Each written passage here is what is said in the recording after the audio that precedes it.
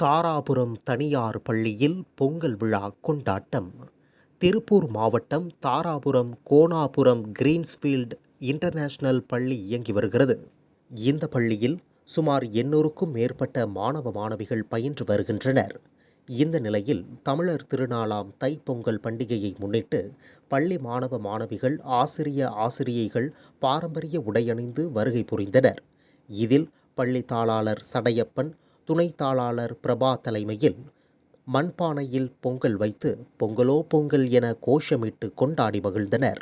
மேலும் பள்ளி வளாகத்தில் மாணவ மாணவிகள் பாரம்பரிய நடனமாடி கும்மியடித்து சிலம்பாட்டம், கயிறு இழுத்தல், உரியடித்தல் போன்ற பல்வேறு விளையாட்டுப் போட்டிகளும் நடைபெற்றன.